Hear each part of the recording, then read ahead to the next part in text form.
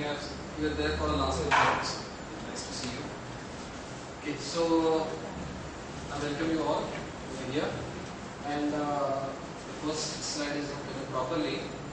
It doesn't want to show my name, so that's fine. So go to the next slide. Okay, so the topic of the day is basically what is called as chakra psychology.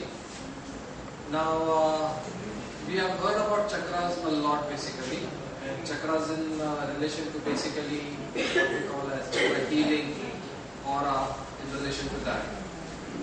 So what do we mean by chakra psychology? Before that, first of all, let us try and understand where do the chakras come in basically. What part are they related with? So first of all, in a sense, we can talk about our body structure. Now what we are aware about usually is the physical body. But in Indian philosophy, we have a concept of our existence at various levels, or what are called as koshas. Or in English, you can just translate it as the sheets. So what you might be aware about it, but just to mention it, first of all, we have got what is called as the Annamaya kosha. That part which is made up by the food that we eat, so that is the physical body, and which is the one we can always experience as the gross body that we come in contact with. The next is the Pranamaya kosha, or the Pranamaya sheet, which deals with the energy part of it. Next is the Manomaya, which deals with the emotions.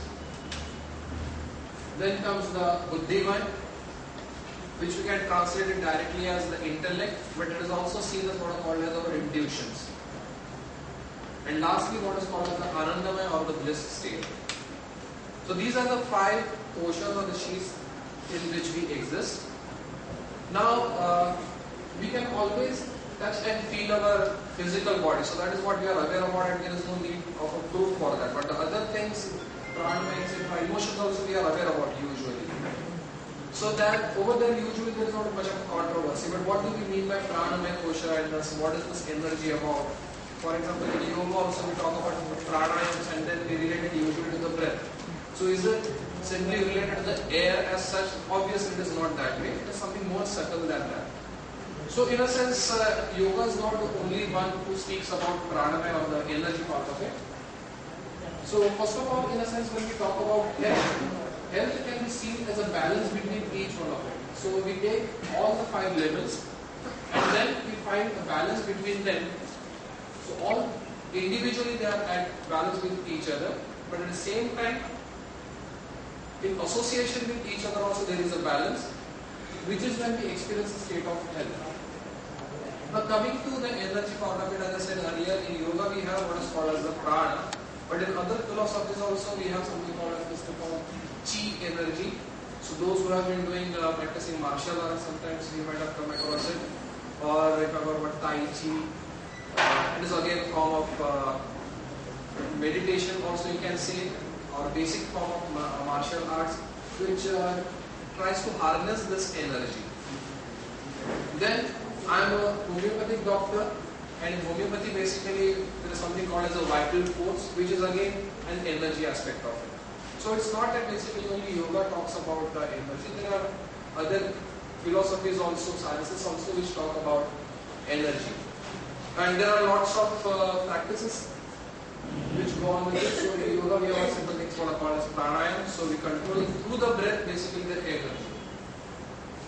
Then we have you have heard about acupressure, acupuncture. So there are the meridian points, and then related to that we have the problems, and then they are used to basically cure diseases.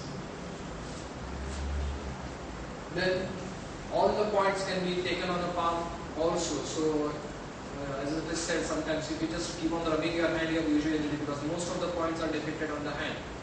So if you are just rubbing your hands regularly, then basically all the points keep on getting stimulated. I am not a acupressure doctor as such, so to be frank, I just got it from the internet. So please don't ask me anything about this as such.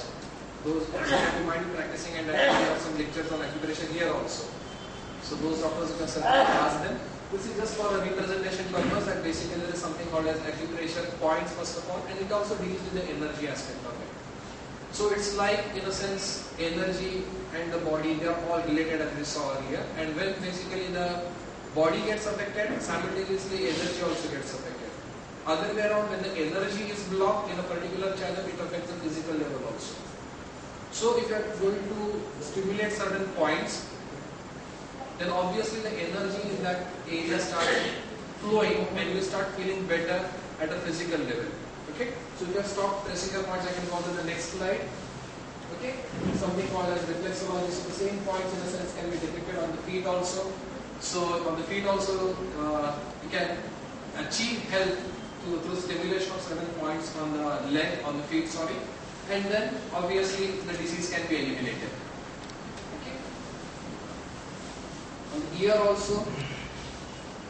So now when we come to it, first of all, in a sense, the energy can be, or in general, as we say, we can call it as the prana or the chi or the vital force. But this is in general.